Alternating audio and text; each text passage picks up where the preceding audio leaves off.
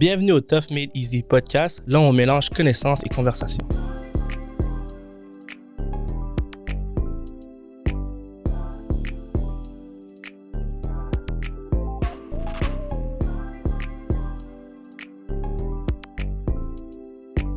Donc aujourd'hui, je suis avec mon amie Jade. Comment vas-tu, Jade? Allô, ça va bien et toi? Ça va bien. Il y a des moments plus stressants que d'autres en ce moment, mais sinon, ça va quand même très, très bien. Puis, je voudrais présenter Jade, mais ça va faire partie du podcast. Donc, Jade, est-ce que tu peux te présenter puis nous dire qu'est-ce que tu fais dans la vie? Avec plaisir. Donc, allô, moi, c'est Jade. Je suis nutritionniste. Donc, c'est un peu comme ça que les gens me connaissent beaucoup. Mais j'ai plein d'autres passions aussi, là. J'aime surtout le côté plus sociétal, tout ce qui, oui, touche à l'alimentation, mais tout ce que l'alimentation touche aussi en termes de causes, de société, tout ça. J'ai fait des études en communication aussi, donc j'essaie de manier tout ça ensemble, là. Donc, je travaille là-desdessus pour l'instant. Puis, comment est-ce que l'aspect communication, c'est un aspect que je trouve qui de nos jours est vraiment important. Puis je te suis sur les réseaux sociaux, donc j'ai vu que tu allies beaucoup justement les communications ainsi que la nutrition pour comme éduquer les gens, permettre aux gens de mieux comprendre plein de petits trucs par rapport à la nutrition qu'on connaît pas nécessairement. Mm-hmm. Puis je me demande pour l'aspect communication, ben exemple, tout le monde fait des communications, il y a plein de raisons pourquoi les gens font des communications, mais qu'est-ce qui t'a donné le goût de devenir nutritionniste? Genre, pourquoi est-ce que tu t'es intéressé à ça? Tu m'as parlé d'aspect sociétal, mais il doit y avoir autre chose qui a poussé... oui, ça fait longtemps quand même que je veux être nutritionniste, puis je te dirais que ça a beaucoup évolué, là. Mon goût de devenir nutritionniste, les raisons aussi. Donc, initialement, je peux dire que dans ma famille, on est vraiment tout un peu foodie, là. Fait qu'on tout tournait beaucoup autour de l'alimentation. Puis après ça, au secondaire, je m'entraînais beaucoup. J'étais dans plusieurs équipes sportives. J'adorais le sport. Je pensais que c'était ça ma passion, là. Je voulais être kinésiologue à un moment donné. Mais j'ai réalisé que j'aimais aussi beaucoup l'alimentation puis l'impact que ça avait aussi dans mon sport. Fait qu'initialement, c'était vraiment pour ça que je voulais être nutritionniste. Je voulais peut-être faire un bac en nutrition et un bac en kin, puis je voulais suivre les équipes olympiques. Fait que c'était ça, mon grand rêve au début. C'est encore possible. C'est encore possible, mais ça a changé. C'est plus exactement vers là que je m'en vais. Mais c'est le fun parce que ça m'a quand même permis de suivre ce chemin-là, puis d'être assez motivée pour faire sciences de la nature, puis le bac en nutrition complet, qui était pas toujours facile. Mais au fil de mes études, on dirait que j'ai comme entrevu qu'il y avait d'autres choses qui m'interpellaient au fil de mes expériences personnelles aussi. J'ai vu qu'il y avait beaucoup d'injustices là, dans le monde de l'alimentation, puis il y avait cet autre aspect-là qui m'appelait davantage. Je voulais comme avoir un impact là, au niveau positif dans le domaine de l'alimentation. Donc, c'est un peu là d'où viennent les causes sociétales et tout. J'ai toujours eu un grand sentiment de justice. Donc, tu viens de mentionner le mot injustice. Qu'est-ce que tu veux dire par injustice? Ouais, là, ça pourrait être un épisode au complet là-dessus. Juste si on regarde au niveau de la richesse des gens, là, tu sais, il y a plein de personnes qui ont même pas accès à 3 repas par jour dans leur journée. Après, il y a des personnes qui ont accès à une abondance énorme là, dans la même journée. Donc déjà, on a ça. Il y a l'aspect aussi de comment on traite les gens en alimentation. Tu sais, je pense surtout au poids, on va avoir une perception différente selon le poids de la personne. C'est là, si quelqu'un demain se mange une crème glacée, on va dire c'est bon, quelle sorte de prix, par exemple. Puis quelqu'un qui va être plus large, qui va manger la même crème glacée, on va dire comme elle devrait pas manger ça. Fait que ça, c'est surtout cet aspect-là aussi qui m'interpellait. Dans la littérature aussi, on voit beaucoup de choses là, qui sont liées au poids ou qui utilisent comme outil l'indice de masse corporelle, qui n'est pas un outil très, très rigoureux, là. Malgré que ces études-là sont hyper rigoureuses. Donc, tout ce contraste-là, ça m'interpellait. Je me disais, il y a quand même quelque chose à faire là, dans ce domaine-là au niveau de la justice, mettons. Je vois. Fait que t'as pris une passion puis t'as été voir comme quels sont les maux de la société puis comment tu pouvais travailler à travers... ces deux branches, ces deux sphères-là, en fait. Ouais. Ça, c'est quand même cool. Exactement. Je trouve ça smart parce que j'aurais pas pensé à ça du point de vue nutritionniste. J'aurais pu faire comme tu as dit, genre, j'aime l'alimentation, je veux aider les gens, mais il y a tout l'aspect sociétaire qui est très, très important. Puis, ça m'amène à poser une question, genre, comme, OK, là, tu parles d'injustice, tu parles de genre société, etc. C'est quoi la base d'une nutritionniste? Qu'est-ce que tu fais de base avant de t'attaquer à justement toute cette panoplie de sujets qui sont offerts par la société? Oui, ça aussi, c'est une grande question. Puis encore là, il y a plusieurs réponses possibles. Mais une nutritionniste peut faire beaucoup de choses, là, tu sais. Moi, je pratique en clinique privée, donc je vois des gens en consultation 1-1. On regarde un peu avec l'évaluation, là, c'est quoi les besoins personnalisés, tout ça. Ça, c'est au niveau du travail, là, plus pratique, on va dire. Mais au-delà de ça, il y a des nutritionnistes qui vont faire des conférences. Il y en a même qui vont aller dans des écoles, faire des ateliers culinaires avec les enfants. Puis, il y en a plusieurs que je connais aussi qui ont cette même approche-là de désir d'avoir un monde plus bienveillant et inclusif qui vont passer par les enfants. Fait que déjà, ça contribue à l'éducation aussi. Comment est-ce qu'on aborde l'alimentation, les mots, tu sais, en tant que tel. Moi, j'aime bien le faire à travers l'éducation dans les consultations et sur les réseaux sociaux et dans des balados quand je suis invitée, tout ça. Mais c'est vraiment juste, ça passe par l'éducation, je dirais. Là. Donc, oui, le côté pratique des changements alimentaires, c'est super important. Là. Sauf que souvent, on met beaucoup d'emphase là-dessus. En tant que société, c'est pas mal juste ça, en fait, qu'on fait ou qu'on regarde ou ce par quoi les gens sont attirés. Alors que ce qui peut vraiment faire une différence aussi, c'est si on a des enfants autour de nous, par exemple, ben pas appeler certaines choses des cochonneries ou, tu sais, ça fait vraiment une différence parce que l'enfant commence à associer différents aliments, pas nécessairement par bon ou mauvais, mais en termes de contexte. Donc, tu sais, tout ça, c'est des choses aussi qui sont peut-être moins concrètes ou qu'on perçoit moins, mais qui sont hyper importantes là, de base aussi. Puis ça m'amène à revenir un peu au début où on parlait de communication. Ouais. Quand on regarde les réseaux sociaux, il y a beaucoup de choses qui sont communiquées à travers les réseaux sociaux, surtout au niveau de la nutrition. Puis là, je vais prendre mon propre exemple. Étant une personne qui désire commencer à faire du sport de haut niveau, etc., ben, il y a plein de choses. Au début, il fallait que je me tourne. Là, j'ai plus comme un coach personnel, etc. J'ai pas comme mon entraîneur qui me suit, etc. Fait qu'au début, j'y allais un peu à l'individuel. Fait que j'étais comme, OK, je vais aller sur Internet, puis je vais regarder. Puis, tu vas avoir personne A qui dit qu'une telle chose est bonne. Tu vas avoir personne B qui dit telle chose est bonne. Tu vas avoir personne C qui dit telle chose est bonne. Puis là, t'es juste comme, OK, mais qu'est-ce qui est la vraie réponse? Puis avec l'alimentation, ça peut être avec genre le physique, la muscu, etc. Mais avec l'alimentation, c'est, selon moi, 1000 fois pire. Parce qu'une personne va te dire, ben, ces huiles-là sont pas bonnes. Puis l'autre personne va te dire, ben, ces fruits-là, il y a trop de sucre dedans. Puis là, une autre personne qui va te dire, genre, ce produit-là détoxifie ton corps. Comment est-ce que toi, tu rentres dans cette sphère-là pour essayer d'éduquer les gens à prendre les bonnes décisions puis à savoir comment ne pas se faire avoir par les gens, justement, sur les réseaux sociaux qui peuvent promouvoir des mauvais messages par rapport à l'alimentation? Ouais, ben, en fait, ça, c'est une de mes missions premières, là. Tu viens de toucher à quelque chose d'important, l'autonomie, ou, tu sais, de reprendre un peu le contrôle sur nos choix personnels, alimentaires, puis d'être capable de filtrer l'information qu'on reçoit. Ça, c'est vraiment mon but premier avec les gens en consultation parce que c'est pas vrai qu'il y a une bonne réponse.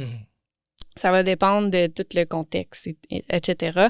Donc, c'est super important d'être capable de faire des choix qui sont éclairés puis qui sont adaptés aussi au mode de vie.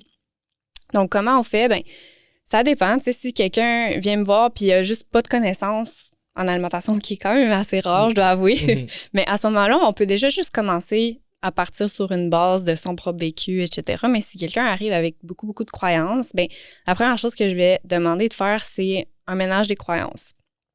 Donc, de noter un petit peu toutes les croyances par rapport à l'alimentation, sans émettre de jugement là, au début. Donc, tu sais, ça peut être, exemple, les légumes sont bons pour la santé, faut pas manger après telle heure. Tu sais, ça peut être n'importe quoi qui est relié à l'alimentation. Puis après, ce qu'on fait, c'est qu'on va faire un ménage. Donc, on va aller regarder qu'est-ce qu'on garde pas. Donc, déjà, la personne est capable de me dire « Hey, ça, c'est quelque chose qui me fait pas sentir bien comme croyance. On va la mettre de côté. » OK. Là, après, dans ce qu'on garde, mais là, on va aller démystifier toutes ces croyances-là. Donc, d'où ça vient, puis est-ce que c'est encore quelque chose qu'on veut garder ou non, finalement? Donc, ça, c'est la première étape. Comme tu peux voir, c'est quand même un processus assez long, mais tellement nécessaire parce qu'après ça, oui, on va continuer à être bombardé là, de messages nutritionnels, surtout sur les réseaux sociaux, mais ça va nous permettre un peu plus de cibler à qui on fait confiance, puis de prendre ce qu'on veut, puis de laisser aussi ce qu'on n'a pas besoin là, à chaque information qu'on reçoit. Là. C'est quoi la chose que tu vois sur les réseaux sociaux sans... On va pas mettre aucune compagnie under the bus aujourd'hui. Non, t'inquiète. Mais... I mean, I would, mais on va pas... c'est quoi la chose que tu vois sur les réseaux sociaux que quand tu le vois, t'es comme, oh my God, mon sang bouille. Je n'aime pas ce que je viens de voir. C'est pas une bonne chose. C'est quoi le number one thing? J'ai plein d'exemples en tête. Okay, mais je pense, top 5, then. OK, mais je pense que le premier, là, c'est vraiment les détox. OK. Les détox, là. Les jus, tu sais, n'importe quoi qui va se vouloir être une détox, OK? Parce que souvent, justement, ça va induire soit un jeûne ou soit l'absence de tellement d'aliments qui sont nécessaires, là, je dirais, dans une journée. Ça, c'est la première chose. Mais la deuxième chose, c'est que détox en soi, c'est vraiment un terme marketing là, qui n'a pas beaucoup de soutien scientifique, si on veut. Parce qu'on n'a pas besoin de faire quoi que ce soit d'actif là, pour détoxifier notre corps. Si on devait faire ça, on dépenserait beaucoup trop d'énergie, on mourrait sûrement. OK? Notre foie, nos reins sont amplement capables. Suffisant. Oui, c'est des machines extrêmement belles là, qui font tout le travail pour nous. On est chanceux pour les gens qui ont un foie et des reins qui fonctionnent bien. Ouais, exactement. On est très chanceux. Donc, on n'a pas besoin d'induire là, un processus de détoxification à ce moment-là. Il y a des choses qu'on peut faire pour aider la fonction de notre foie, de nos reins, aider à éliminer aussi tout ça, comme la consommation des fibres, etc. Mais ça passe pas par des cures de jus à 1000 piastres, par exemple. OK. Ça, c'est une chose que moi, même en tant que personne non nutritionniste, Ouais. quand je vois ça, moi, j'ai un peu de la difficulté. Puis je le dis à mes amis, j'essaie de leur dire, genre, comme, peu importe tes croyances, tu crois en Dieu, tu crois pas en Dieu, tu crois en l'univers, whatever, t'as été créé avec, genre, tellement de belles choses en toi pour, genre, prendre soin de ta santé. Je peux pas croire qu'il y a une personne qui est là, qui s'est levée un matin, puis qui a fait comme, il y a ce jus qui est magnifique, qui va, genre, cure tous tes problèmes. Genre, ça, c'est, moi aussi, quand je vois ça, je suis comme, OK, genre, un autre scam, un autre, genre, ouais, il y a comme cleanse de whatever, genre. Ouais, Ça serait, c'est ça, cleanse. détox, tout ça, c'est les mêmes mots-clés. Ça serait comme ton numéro 1. Bah, mettons ton numéro 2 puis 3. On va réduire de 3 à 5. De 5 à 3. Oui, OK. Numéro 2, je dirais, c'est les vidéos de motivation, par exemple, qui se veulent bienveillants, j'espère. J'ose espérer. Mais qui font vraiment beaucoup de dommages et qui sont très culpabilisants. OK, là, je parle surtout en termes de poids, on va dire, là, des gens qui sont comme, ben, si tu prends la perte de poids au sérieux, ben, tu vas pas manger le pot de crème glacée au complet, tu vas juste en manger 3 bouchées.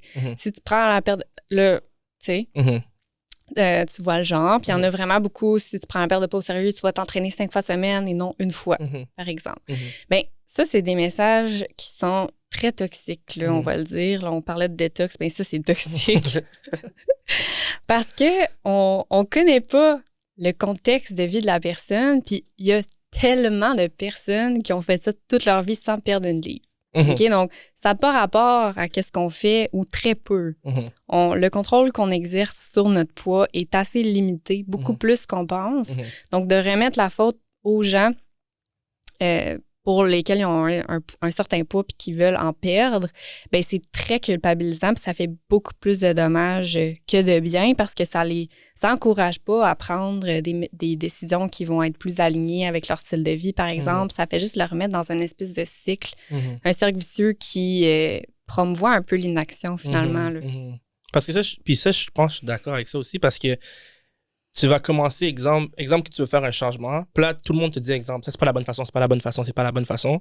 Ouais. La plupart du temps, les gens ont tendance à se recroqueviller sur eux-mêmes, puis à faire, OK, j'ai essayé tout, ou je me suis fait dire que comme cette chose-là était pas bonne, cette chose-là était pas bonne, I should just give up, genre. Parce que peu importe qu'est-ce que je vais essayer, ça va pas fonctionner. Tandis que lorsqu'on essaie d'avoir une approche où c'est plus comme, oh, OK, genre, ces trucs-là, ça fonctionne quand même pour moi. Peut-être pas pour cette personne-là, mais pour moi, ça fonctionne, puis je me sens bien. Je pense que ça amène une meilleure perception. Puis, comment est-ce que toi, tu travailles à aider les gens, justement, à avoir cette meilleure perception de certains changements? Parce que comme tu as dit, genre, tu dois un peu comme faire le tri de qu'est-ce qu'ils ont appris, etc. Comment est-ce que, par la suite, après avoir fait le tri, tu es capable de faire comme, OK, cette situation-là, c'est une situation qui est comme, ou cette croyance, ou peu importe, c'est quelque chose qui est positif, tu peux le faire, mais comme, ou genre, ce truc-là en modération, etc. Comment tu fais comme pour travailler avec les gens pour justement faire ce changement qui peut être des fois nécessaire, mais de façon genre saine, qui va pas comme les amener à genre, tu prends un pas en avant puis tu recules de 2, genre. Ouais, ben, faut comprendre que des fois, c'est ça qui va arriver. On prend un pas en avant puis on recule parce que le processus n'est pas toujours linéaire. Ça peut arriver. Puis c'est juste de l'accueillir là, dans ce que c'est.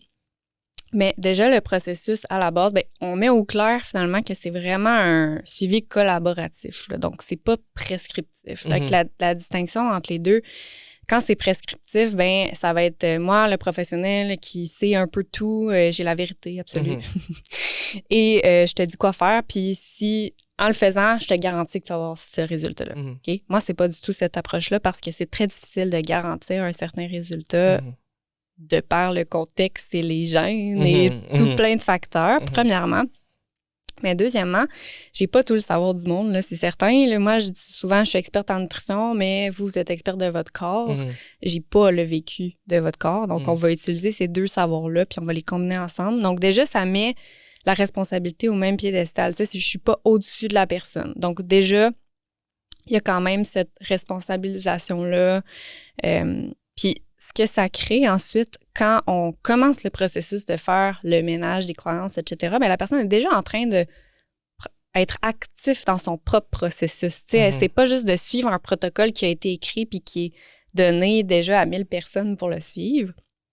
Donc, tranquillement, on bâtit une confiance une confiance entre le professionnel et la personne en tant que telle, mais retrouver la confiance de la personne en soi. Donc, déjà ça, d'avoir confiance en ce que notre corps nous dit puis en nous-mêmes, c'est un super pouvoir là, contre tout ce qui peut... venir nous affecter, I guess. Ouais, c'est ça. Ou par exemple, on est moins vulnérable justement à des produits miracles là, qui sont tout pas ce qui est externe, ouais. Exactement. Parce que là, on retourne un peu vers notre intuition. Donc, c'est un peu ça. Puis, par la suite, ben, on a des exercices qui sont, oui, des changements actifs là, précis, comme manger une pomme de plus par jour, c'est n'importe quoi. Là. Mais on a ça. Puis, en même temps, en parallèle, souvent, on va aller noter comment on se sent avec ce changement-là. Qu'est-ce que ça fait? C'est quoi les changements? Est-ce qu'on dort mieux? Est-ce qu'on a plus mal au ventre après? Est-ce qu'on a... Donc, c'est comme vraiment 2 parallèles là, qu'on fait ensemble qui recréent là, cette confiance-là. Puis... OK. Comme je trouve que comme les gens devraient tous avoir comme quand tu me dis des trucs comme ça, je suis comme, OK, il y a plein de gens qui iraient mieux s'ils avaient une nutritionniste. Si ils étaient capables de pouvoir justement s'asseoir avec quelqu'un puis de parler de cette situation-là, parce que j'ai l'impression que vous attaquez plein de choses qui, à la longue, peuvent aider l'être humain à mieux fonctionner, que ça soit dans leur quotidien ou juste en société en général. Puis ça m'amène à te poser une petite question, genre, est-ce que c'est facile en tant que nutritionniste de pratiquer ce que tu preaches, de pratiquer ce que tu dis aux gens, genre, faut que tu fasses, genre, be mindful, like, faites attention, etc. Est-ce que c'est facile de faire la même chose dans ton quotidien? Mais là, je vais parler pour moi parce que... Chaque nutritionniste est différente. Je pense que vu que je m'intéresse à l'alimentation depuis tellement longtemps, ça fait longtemps que j'ai mis en pratique un peu ce que j'enseigne, entre guillemets. C'est sûr que c'est déjà plus acquis. Donc, j'ai pas la transition de tout réapprendre à... Parce que des fois, c'est un peu ça, c'est de réapprendre à fonctionner ou à penser aux aliments. Ça peut être un processus qui est assez laborieux des fois, mais qui vaut tellement la peine. Ça fait longtemps que je travaille ça. J'ai eu des suivis aussi en psychothérapie de ce côté-là. Tu sais, fait que je pense que c'est quand même quelque chose qui est acquis, puis je me culpabilise pas du tout avec l'alimentation. Donc, je dirais que c'est pas très compliqué maintenant. Par contre, évidemment qu'on mange 3 fois par jour. Ça revient souvent quand il y a des périodes où c'est plus stressant, plus occupé, où j'ai moins d'énergie. Ben, c'est sûr que des fois, la préparation des repas, ça va pas me tenter tout le temps. J'ai des petits trucs là, à ce moment-là que j'ai. C'est sûr que ça va pas être des repas qui vont être les plus appétissants. Il y a quand même des défis, c'est certain. Puis, on parle pas d'alimentation parfaite. Une alimentation qui est entre guillemets, parfaite, souvent, il va y avoir d'autres problèmes associés à ça. Donc, une alimentation idéale pour soi, il va avoir là, des fluctuations. Ça sera pas constant, là, toujours la même chose non plus. Donc, je sais pas si ça répond à ta question, c'est flou, mais je pense que c'est pas un défi dans ma vie. OK. Ben, c'était plus ça, savoir est-ce que c'est un défi, parce qu'il y a plein de gens qui sont super bons pour donner des conseils, mais c'est pas nécessairement les meilleures personnes pour appliquer ces conseils ou appliquer ces... Coordonner ma chaussée. Exactement. Puis c'est pour ça que je te demandais, est-ce que toi, tu trouves ça assez facile? I guess, j'ai eu ma réponse que oui, t'as pratiqué ça à l'avance, donc t'as été capable. Est-ce que tu dirais que, justement, toi, t'as été capable de faire ça avec le temps, en prenant du temps d'extra pour faire... en prenant du temps qui est vraiment accordé à, justement, faire ces changements-là dans la société dans laquelle on vit, où tout est vraiment fast-paced, les gens, surtout en Amérique du Nord, tout est fast-paced, les gens sont tout le temps go, go, go. Est-ce qu'on pourrait pas dire que une des problématiques, c'est on n'a pas ajusté notre alimentation à notre mode de vie, genre. Dans le sens que, comme, on est tellement genre, il faut que je fasse ça, ça. Exemple, t'as parlé de faire des repas, ou genre, tu vas pas avoir le temps de faire des repas.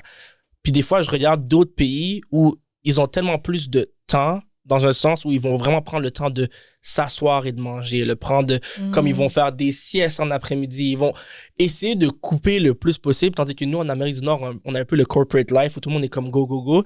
Est-ce que tu penses qu'il y a des façons d'améliorer ou genre des trucs and tips que tu peux donner aux gens par rapport à ça lorsqu'ils sont dans cette corporate life, si je peux le dire comme ça? Ouais. C'est une très bonne question, un gros sujet, encore une fois. On pourrait faire un épisode au complet là-dessus. Mais tout est lié. Donc, j'ai l'impression que quand on commence à faire un petit changement quelque part, c'est l'effet domino. Donc, un petit changement, tout va débouler aussi. Au niveau de l'alimentation, quand ça arrive, il y a plusieurs choix. On peut l'aborder de tellement de façons. Puis souvent, je laisse le choix à la personne. Mais ça peut être soit la préparation des repas, ça peut être... on y va un repas à la fois. Tu sais, il y a tellement des collations en tant que telles. Mais je pense que directement lié à ça, mais ça serait de commencer... Si on a la difficulté à ralentir dans notre vie, ça serait de commencer par ralentir au repas. Donc, de prendre un moment pour s'asseoir, manger, sans distraction, donc sans téléphone, sans télévision, sans journal, sans lecture. Ça peut être avec des amis, là. Mais juste ça, c'est un gros défi pour plusieurs personnes. Puis, si on prend un moment comme ça, 3 fois par jour, ou peu importe combien de fois, là, mais au moins 3. Tu sais, si on prend un moment pour soi-même, d'être présent dans notre corps puis de manger 3 fois par jour, déjà ça, c'est beaucoup. Okay, donc, ça nous aide à reconnecter avec notre corps, tout ça. Pour ce qui est, ça, c'est plus le côté de ralentir puis d'essayer de se comprendre, là. Mais le côté préparation, on accorde beaucoup de temps à autre chose. Les valeurs de la société sont très, justement, un peu capitalistes. Là, on va travailler beaucoup. C'est comme glorifier quasiment de se rendre à l'épuisement. Là. En effet. C'est ça. C'est comme, wow, elle s'est rendue là. Bravo, mais ça devrait vraiment pas être le cas. Ça crée un déséquilibre. Ça fait qu'on a moins de temps pour s'occuper de nous-mêmes. Puis s'occuper de nous-mêmes, ça passe à travers l'alimentation, entre autres, le sport, tout ça. Donc, c'est sûr que quand on s'accorde plus de temps dans la semaine là, pour la préparation des repas, ça aide. Mais si des fois, ça arrive qu'on peut pas. On est dans une situation, puis ça va pas arriver dans le prochain mois qu'on va avoir plus de temps. Ben, on est chanceux parce qu'il y a quand même plusieurs alternatives qui peuvent nous faciliter la vie, qui sont saines, qui sont bonnes dans la conservation, qui sont pas très chères. Maintenant, à l'épicerie, on est choyé avec l'abondance qu'on a dans, je vais dire, dans les grandes villes. Parce que des fois, il y a des déserts alimentaires. En effet. C'est certain, mais je pense surtout aux légumes, fruits congelés, même chose, là, les protéines congelées en conserve, toutes ces choses-là, ça peut vraiment nous faciliter la vie là, quand ça vient à la préparation. OK. Si je peux me permettre de complètement bifurquer de sujet, ben, c'est encore le même sujet, mais aller ailleurs. Oui. En tant que nutritionniste, tu vois beaucoup de personnes, que ce soit genre probablement en ligne, en personne, je sais pas comment tu fonctionnes, mais tu dois voir beaucoup de personnes. Puis,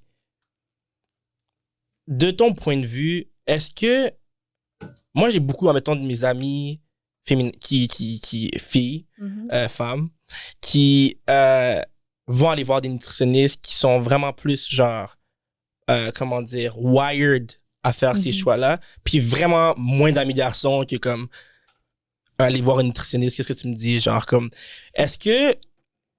comment est-ce que, comme toi, quand tu t'assois avec les gens puis que tu vois un peu la dualité, est-ce que tu remarques une différence? Parce qu'exemple, moi, genre, je sais depuis longtemps, je suis comme, je vais aller voir Jade, il faut que j'aille voir Jade, c'est important, la nutrition, etc. Matt en arrière, je sais pas si toi, tu vas voir une nutritionniste. Je sais que tu as recommencé à faire du sport de haut niveau. Ton alimentation doit quand même... Tu dois avoir une bonne alimentation.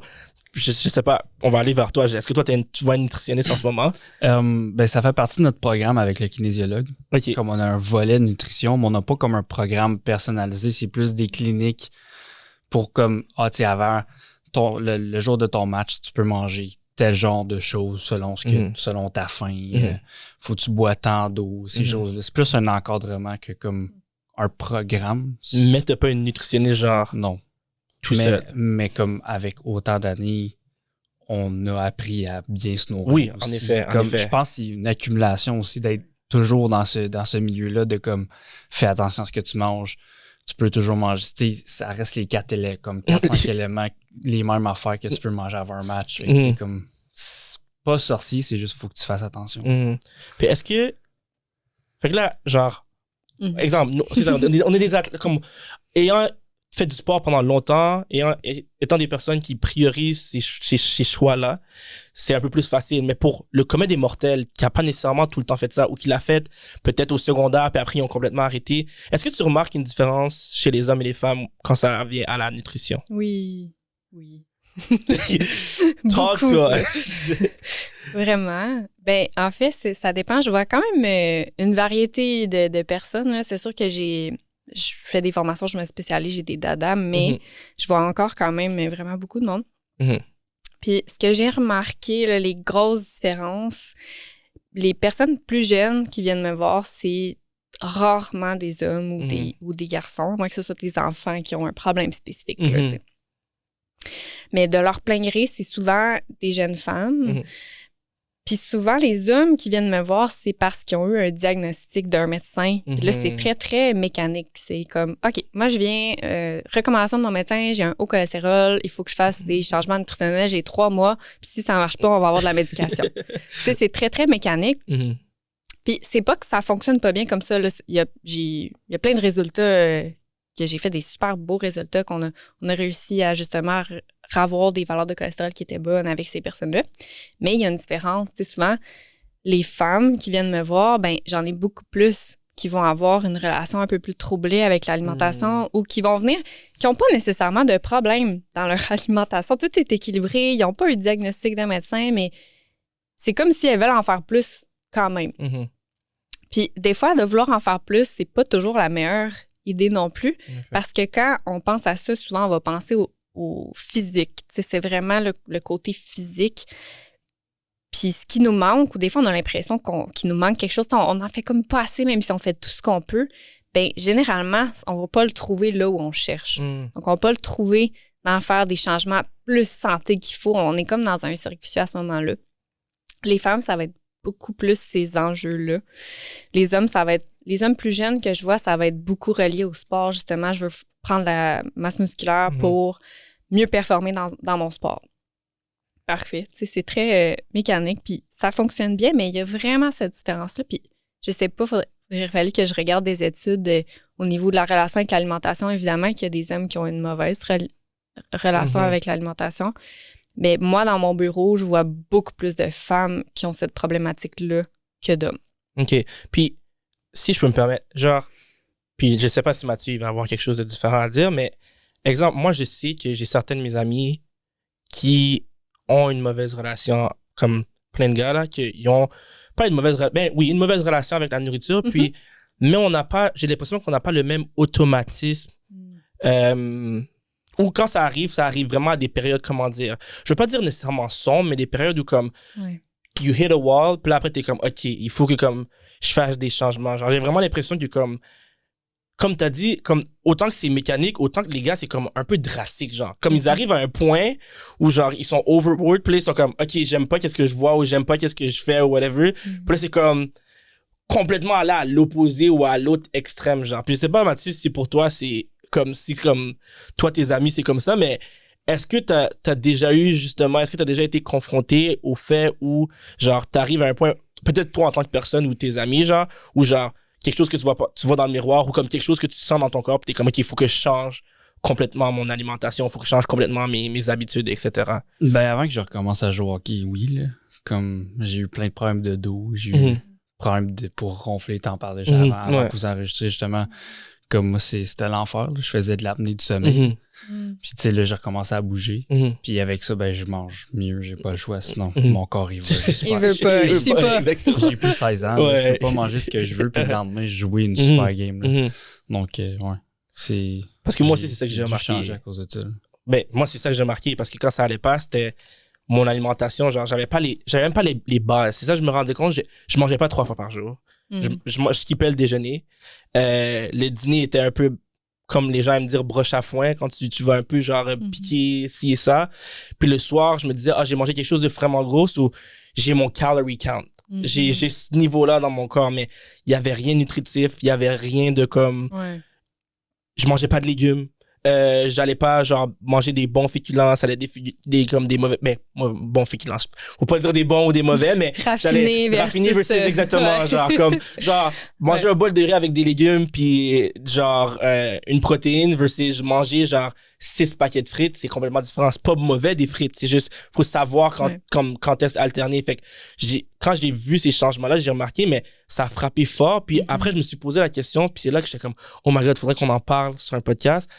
Moi, j'ai l'impression qu'il y a beaucoup de garçons qui vont vivre ce sentiment-là, mais qui sont pas à l'aise d'en parler à des gens. Parce qu'on n'est pas... Souvent, quand on parle de tout ce qui est comme body positivity ou genre alimentation, les gars sont très peu représentés dans ces mouvements-là. Pas qu'il y en a pas, il y en a, mais c'est rare qu'on va dire genre, OK, mais il y a plein de gars qui ont des problèmes corporels. J'en ai parlé à différentes personnes récemment. Ils m'ont dit, j'ai commencé à avoir une vision de moi-même qui était vraiment pas saine, puis que je prenais pas les bons steps, etc. Je commençais à faire des trucs plus drastiques. Puis j'étais comme, oh my god, un autre sujet qu'on évite un peu en tant que garçon. Puis là, j'essaie de faire un peu appel à ton aide. Comment est-ce que moi, je peux aborder ça justement avec certains de mes amis qui veulent peut-être aller chercher de l'aide, mais qui ont pas le courage ou qui sont pas nécessairement à l'aise d'aller justement faire les premiers pas, parce que moi, en tout cas, moi personnellement, je pense que les problèmes corporels chez les hommes, ça nous affecte plus qu'on le pense.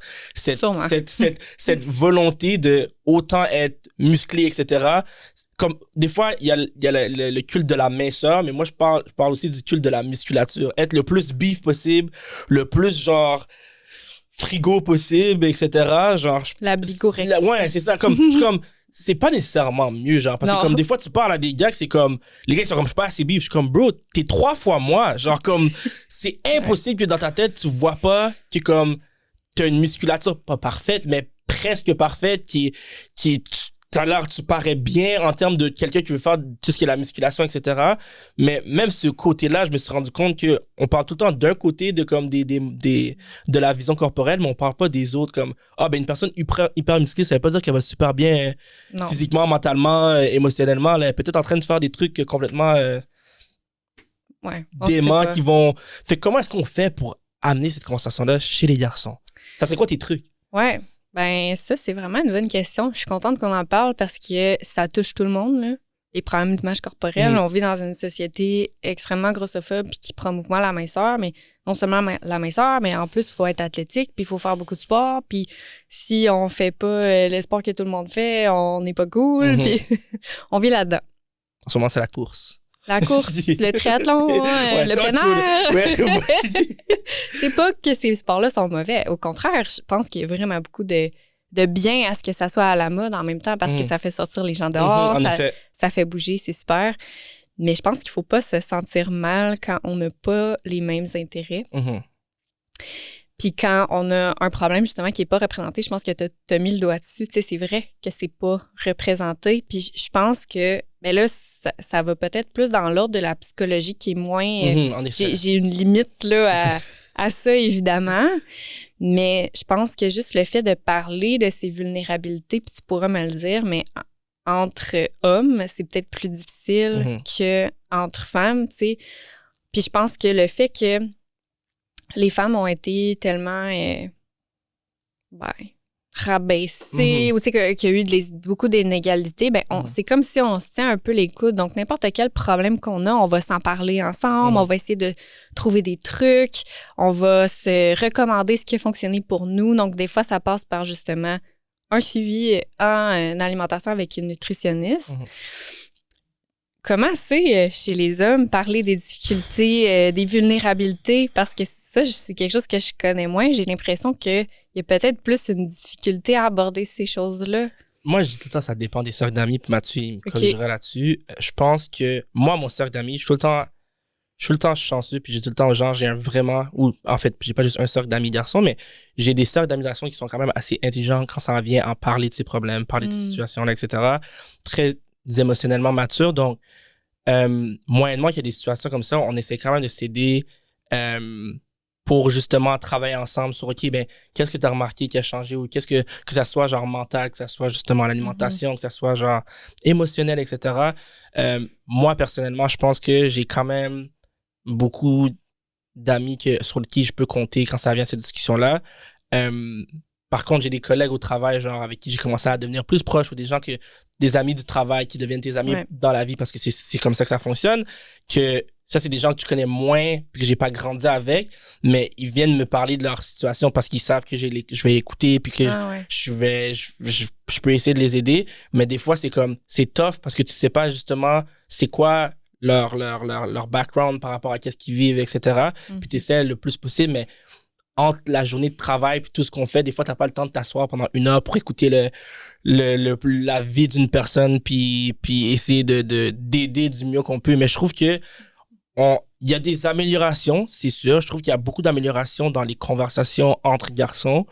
Est-ce que c'est tout le temps bien fait? Pas nécessairement, mais on est déjà rendu au step où on se parle plus.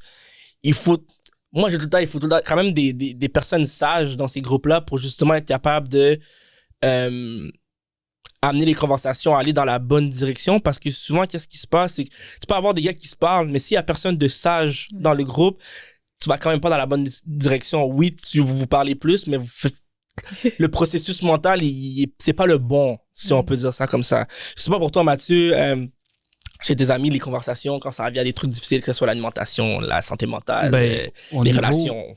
Au niveau de l'alimentation, tu sais, dans une situation quand même particulière où, comme j'ai pas vraiment d'amis qui sont en surpoids, ou que l'alimentation a déjà été un défi pour eux, puis on a tous grandi ensemble dans la même chose. Tu sais, c'est plate à dire, mais on fait partie, on sort tous de la même place. On a tous été à la même place, on vient tous du même background, si on veut dire. Fait que, tu sais, tout ce qui est alimentation, ça n'a pas vraiment été un challenge en soi, mais quand ça en est venu, par exemple, à l'entraînement, puis la rapidité que nos corps changent, c'est là que c'est devenu vraiment comme une conversation qui divisait, où il y en a un qui prenait, mettons, des suppléments comme des Storms,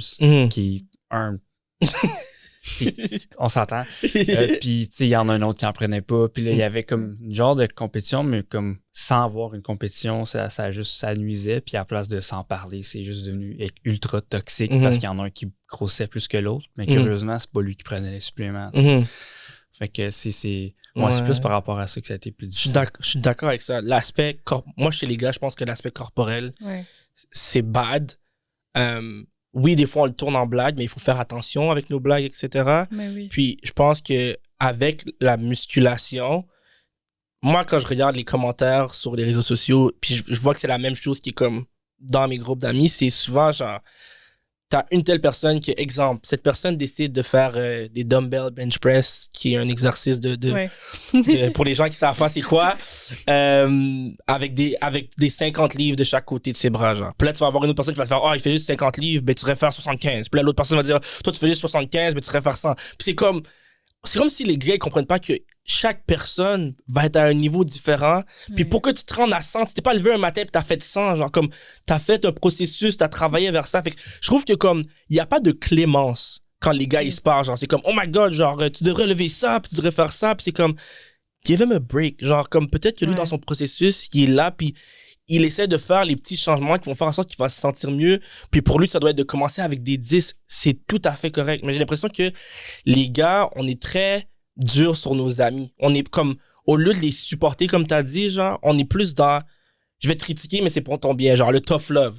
Which, honnêtement, en tant qu'athlète, des fois, je peux comprendre, mais il faut faire comme, c'est pas juste tout le temps donner du tough love. Il faut aussi du love, genre comme, il faut être comme gentil, puis comme, pouvoir dire genre, ok, c'est correct, genre comme, puis moi, j'ai remarqué ça, comme, j'ai tout le temps été dans des gyms publics, fait que c'est rare que je vais au gym avec mes amis, là, je vais dans des gyms du côté de l'Ontario en plus, fait que, mais j'ai tout le temps eu des personnes super gentilles, tout le temps c'est des inconnus, là, comme je suis dans le gym, puis j'ai besoin d'aide pour telle chose, je t'ai vu que t'as fait ça de cette façon-là, est-ce que tu pourrais me montrer, m'expliquer, parce que je suis nouveau, etc. Puis honnêtement, moi, je trouve que 80% du temps, dans les gyms, les gens sont quand même vraiment, vraiment gentils puis très prêts à aider. Il y a tout le temps un 20% de personnes dans la société, comme on peut pas tous être gentils, mais genre moi, je dis 80, c'est mon expérience personnelle, mais j'ai tout le temps remarqué que la communauté de gym, c'est une des communautés que j'ai trouvé le plus vraiment genre gentil, etc. Genre je déteste le gym, mais d'avoir des gens que je trouve qui sont gentils, qui viennent t'aider à faire des trucs, parce que comme je veux pas, comme on est tous des athlètes, quand tu fais du sport, t'es déjà en santé, fait que t'as pas tout le temps besoin d'aller au gym. Puis là, quand t'arrêtes de faire du sport, t'es comme, OK, faut que je trouve quelque chose d'autre à faire. Fait que là, tu vas au gym ou tu commences à faire d'autres hobbies. Fait que moi, le gym, c'est tout le temps un truc que j'étais comme, non, je veux pas aller là. Les gars, ils sont tous comme, il faut que je lève comme ça. Puis j'étais comme, I don't want to do that.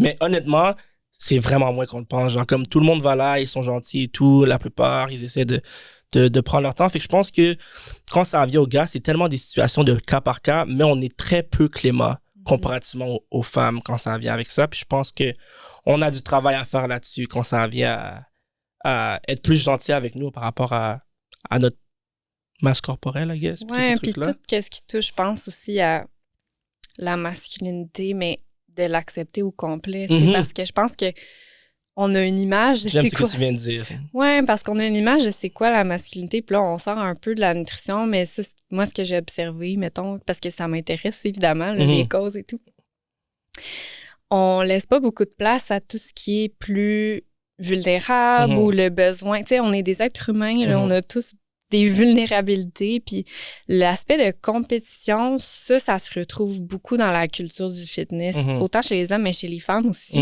quand même, tu sais. Puis je pense qu'en montrant l'exemple, ça ouvre la porte aux autres à le faire. Tu sais, moi, ce que j'ai souvent entendu, en fait, là, justement, avec les femmes, c'est, on parlait de représentation tout à l'heure, c'est comme, si tu fais quelque chose puis que quelqu'un te voit le faire, ben ça lui donne la permission de le faire aussi. Tu sais, si la personne, elle peut s'identifier à toi, par exemple, ben je pense que toi, en tant qu'homme, si tu as une oreille, justement, pour les gens avec lesquels tu es moins proche pour écouter leurs problèmes, leurs vulnérabilités, si même toi-même, tu te montres vulnérable puis tu vas demander à quelqu'un dans un gym, hey, tu peux-tu montrer comment? Je pense que ça ouvre la porte à tu sais, ça enlève une pression. C'est comme, il se demande comment. Ben là, OK, là, je n'étais pas obligée de me sentir moins que. Ben oui, on va s'aider. OK, tu sais, ça, je pense que ça crée un climat. Puis pour s'ouvrir, vu que c'est quelque chose qui a peut-être été plus difficile ou qu'on n'enseigne pas aux petits garçons à s'ouvrir. OK? On enseigne aux gars à performer dans le sport. On enseigne aux filles à être empathiques à la base, là, dans la culture générale. Donc, c'est très difficile, là, rendu à l'âge adulte, pour un homme qui aimerait commencer à s'ouvrir, ben, de créer un safe space pour cette personne-là, je pense, puis de peut-être toi-même t'ouvrir aussi. Ça encourage, c'est le plus que tu peux faire, je pense, pour encourager les autres à le faire. Je pense que ce qui est difficile, de mon point de vue, c'est que la déconstruction se fait tellement à un niveau à une vitesse différente dépendamment des personnes. C'est vrai. Genre, il y a des situations où tu vas parler d'un sujet, puis il y a plein de gars qui vont être ouverts, puis il y a d'autres situations où tu vas parler d'un sujet, puis les gars vont être comme non, moi je veux pas parler de ça. Fait que je pense que on essaie de le faire à un rythme qui fonctionne avec tout le monde, puis souvent c'est comme d'être un peu plus patient. Moi, c'est ce que j'ai remarqué, c'est que plus que tu es patient, plus que you're gonna make your point. Puis des fois, les gens vont comprendre, etc. Les gars, on est souvent dans, comme tu as dit, la compétition beaucoup, puis la compétition rentre aussi dans le « je vais avoir raison » versus les autres personnes, parce que quand j'ai raison, mais c'est moi qui ai la vérité absolue.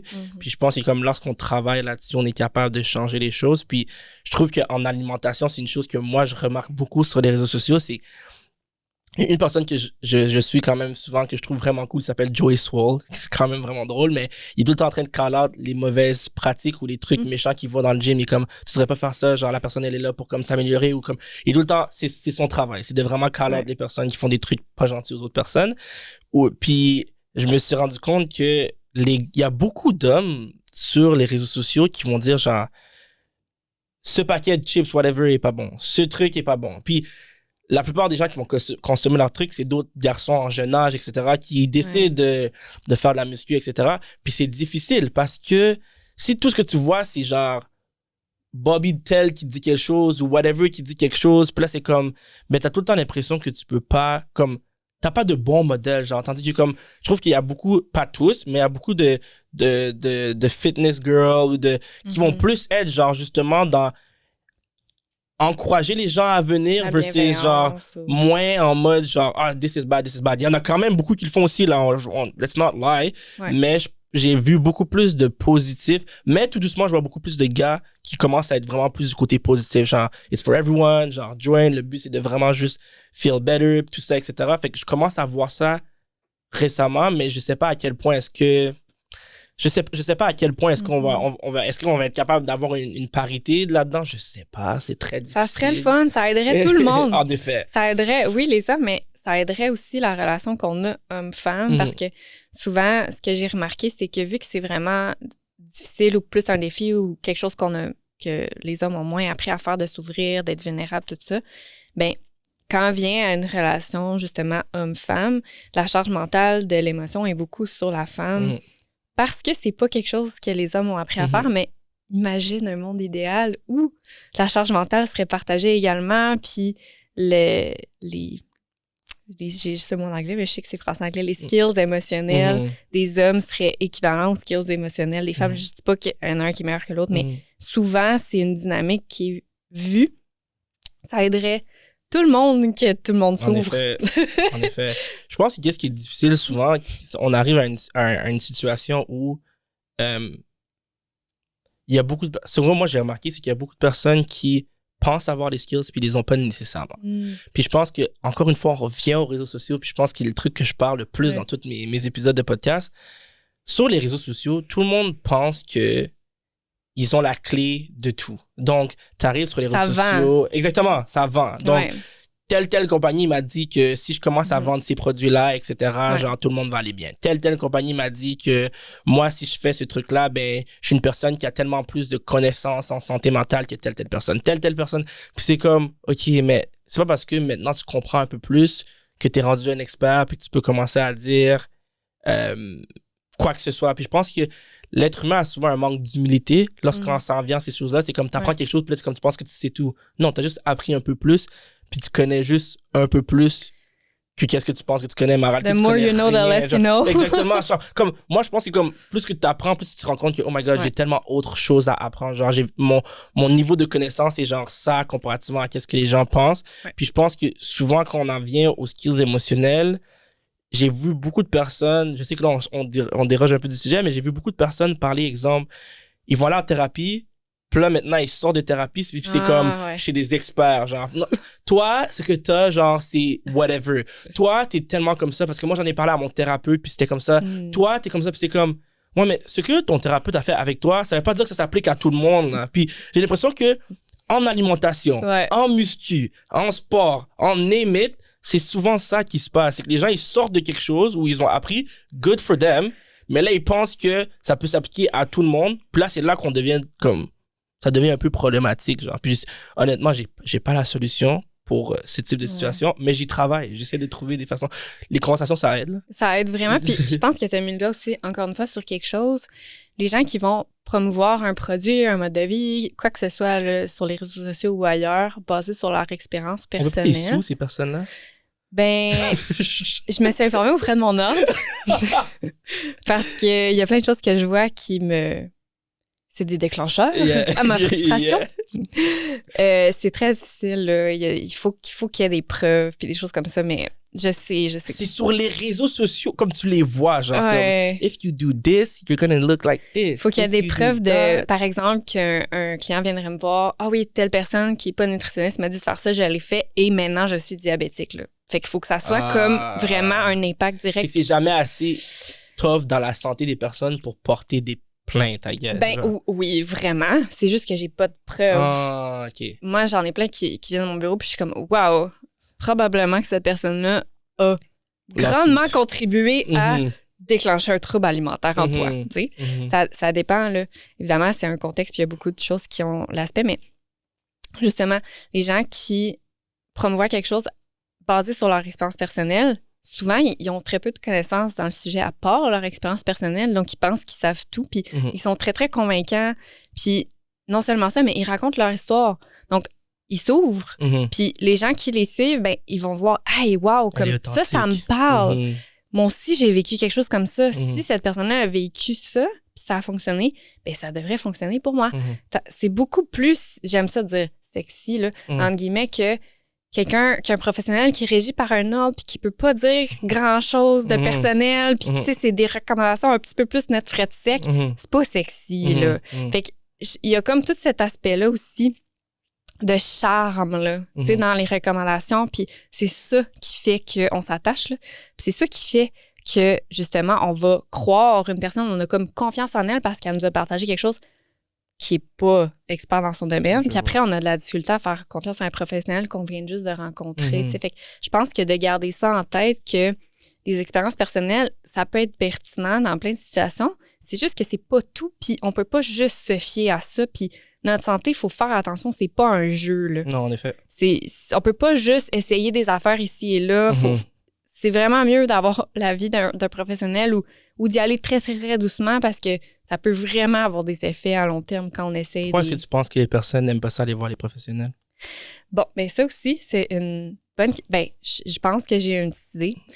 Souvent, les professionnels n'ont pas le temps, sont pas vraiment à l'écoute, puis surtout si on a des expériences plus au public, là, il y a des personnes géniales au public, mais la culture du réseau public fait en sorte que le système est surchargé, surtout en Outaouais. Mhm.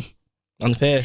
En effet. Donc, les professionnels, premièrement, sont surchargés, épuisés, puis ils n'ont pas le temps. Fait qu'ils ont des très, très courts délais avec la personne. Donc, ça peut faire que la personne se sent pas écoutée.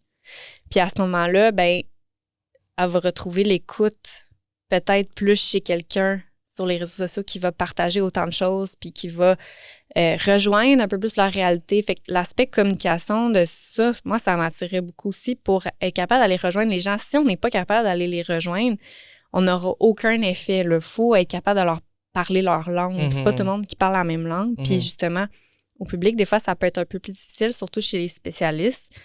Donc, là, ça, c'est plus en général, mais côté nutrition, en tant que nutritionniste, on a vraiment une image, des fois, un petit peu stricte. On est comme la police de la bouffe. Mhm. Les gens ont vraiment peur de venir nous voir parce qu'ils veulent pas plus pouvoir manger de chocolat le soir, Mhm. exemple.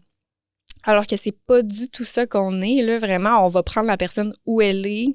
On va aider. On va être comme un catalyseur avec la personne de changement, mais selon les changements qu'elle-même veut faire. Tu sais, fait que c'est comme vraiment en plus un accompagnement vers quelque chose. C'est pas nous qui décident, là. Moi, quelqu'un qui vient me voir, là, c'est pas mon ami, c'est Tu pas... la suis pas à la maison pour dire non, on mange pas ça. Qu'est-ce que ça va me faire? Mhm. Ça va rien me faire, Mhm. tu sais. Fait que c'est vraiment juste de... peut-être, tu sais, des fois aussi, il y a des gens qui veulent... Ils disent, ah ben là, j'avais peur que tu sois pas fier de moi.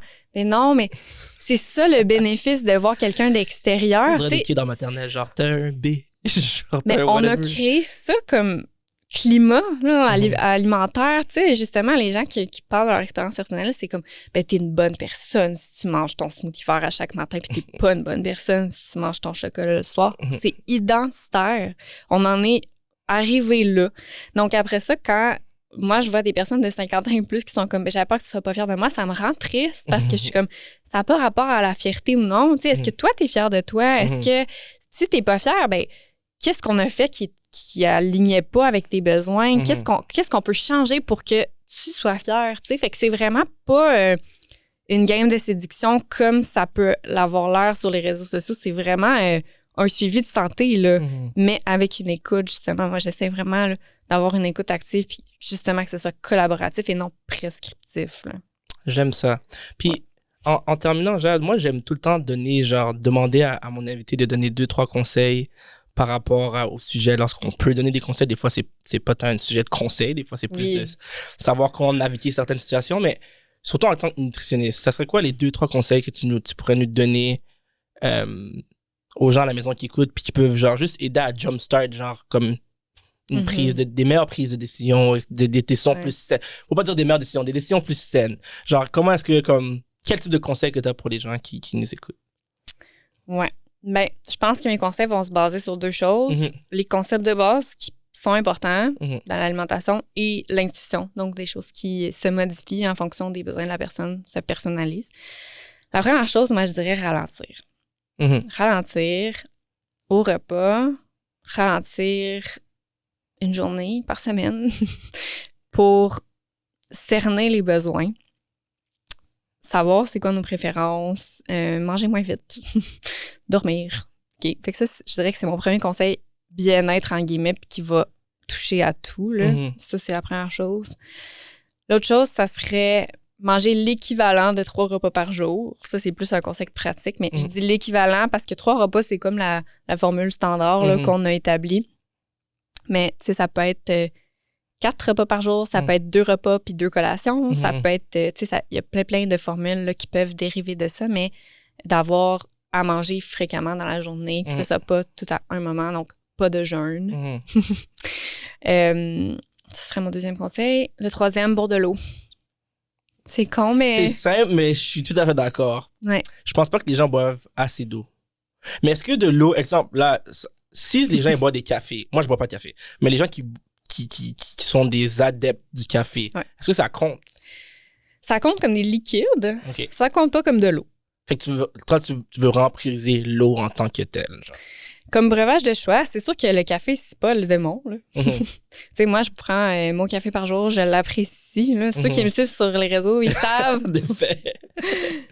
J'en prends 1, mais tu sais, il y a des gens qui en tolèrent bien 3 aussi. Il y en a qui le tolèrent pas du tout. Fait qu'à ce moment-là, tu sais, si t'en prends 1 puis t'as des palpitations, c'est peut-être pas la meilleure chose à prendre pour toi, pour ton corps. Mais si t'en prends 3 puis t'es correct, c'est correct aussi. C'est pas vrai que le café, ça déshydrate. Donc, c'est un liquide, mais c'est sûr que l'eau à prioriser.